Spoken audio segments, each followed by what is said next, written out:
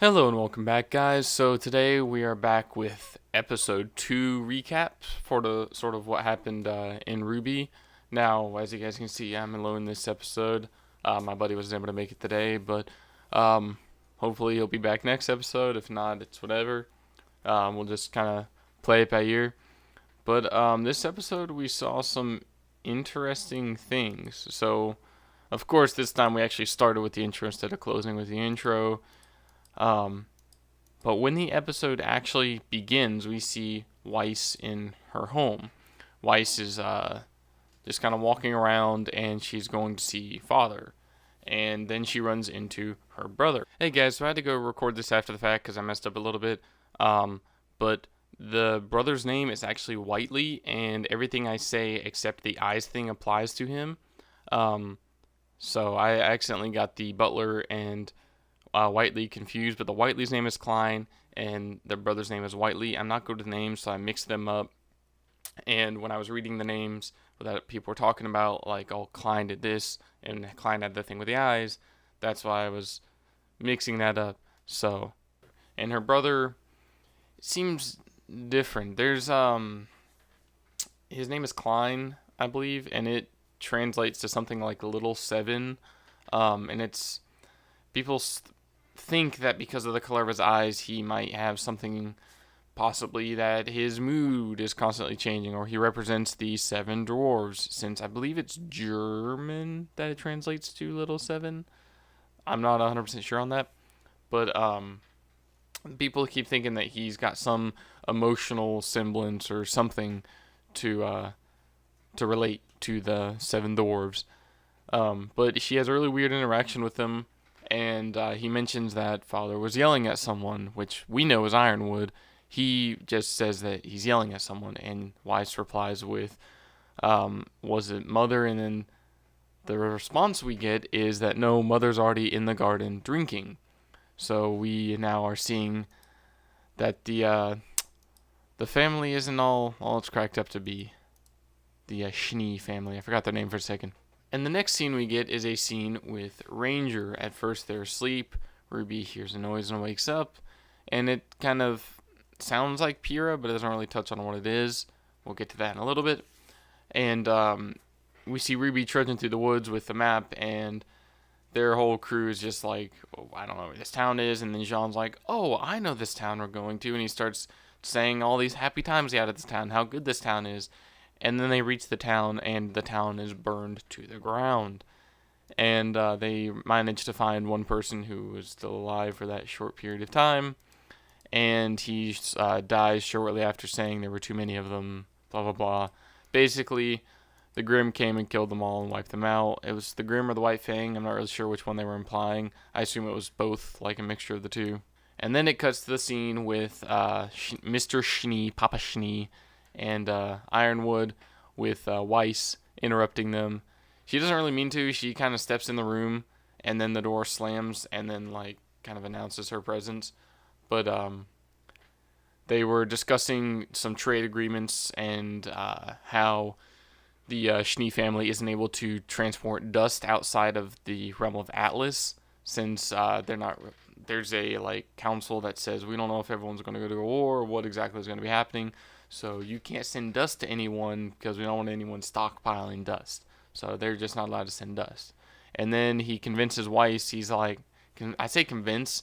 He's more like, we need you to do this charity concert, show everyone that we're still with the people, that you were on the grounds there at Beacon when all this went down. And she's like, are you asking or telling? And he's like, I don't know, but we could really use you. And he's basically telling her, it's like, yeah, you're doing this, you don't have a say in it. And she's like, she doesn't enjoy talking to him. She makes it very clear with the way she acts around him.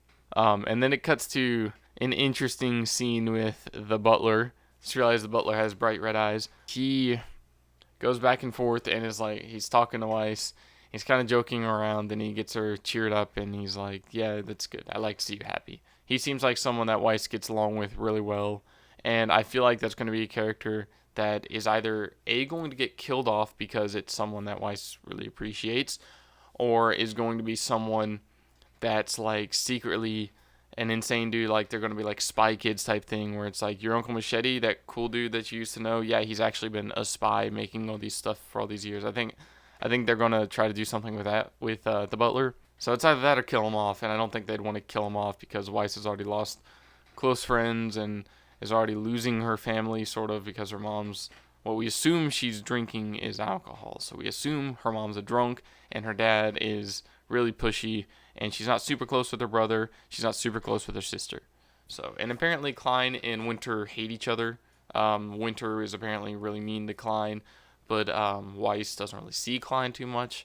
So he's kind of indifferent towards Weiss. So he's like, yeah, whatever. You're still my sister. But that's an interesting little reaction with them.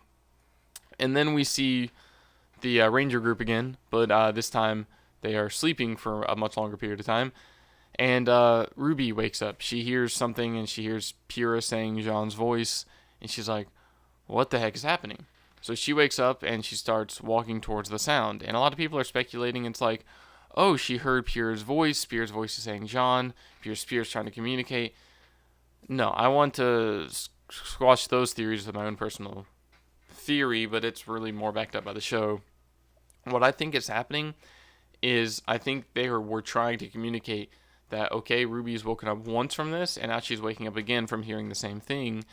I think that they're trying to symbolize that Jean is constantly doing what he is doing, and what he is doing is playing a recording on his phone, I guess that is, his communication device. It's the equivalent of an iPhone, but he is constantly replaying this message that Pierre left him that was training him, that was telling him how to train, and then the end of the message, she's about to say something, and we think she's going to say she loves him, but she loves being friends with him type thing is what she ends up saying.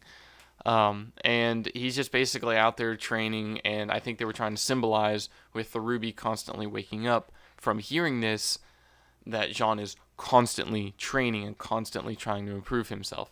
The only other thing that I can really add is that it also showed when Jean was taking those slashes in the air and he was listening to Pyrrha, he slashed, but then there was like this pulse that was coming out from in front of them, and they were either trying to communicate that he's like emanating something with those, or they were trying to show how strong they were. I don't think they were just doing it just to show, oh yeah, he's actually swinging the sword. I think they were trying to symbolize he's doing more than just swinging that sword. He is emanating something, whether it just be raw strength or whether it be just like he's powerful. I'm not too sure what they were doing with that.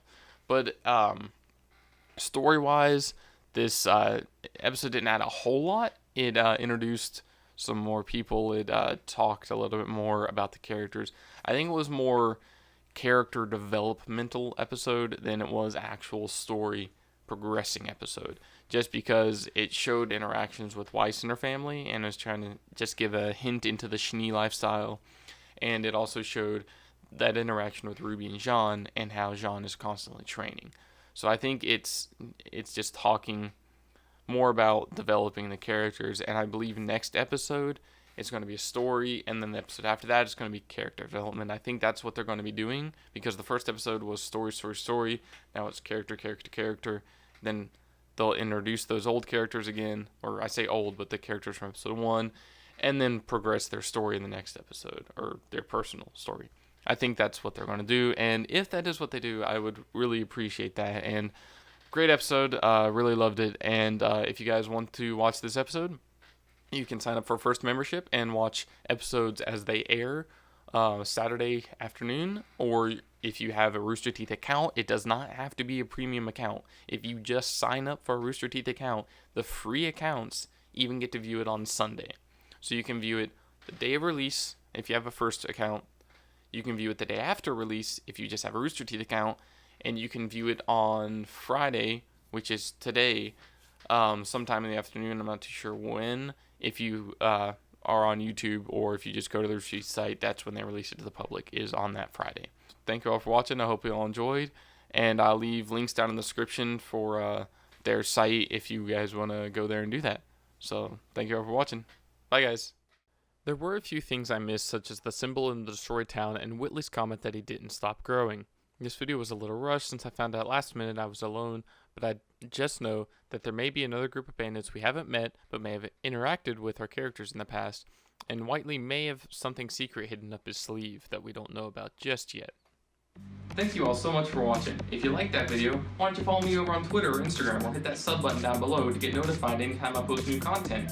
Or you can click this video up here for something different, or this one over here, or drop a comment down below or a like on the video. See you guys in the next one.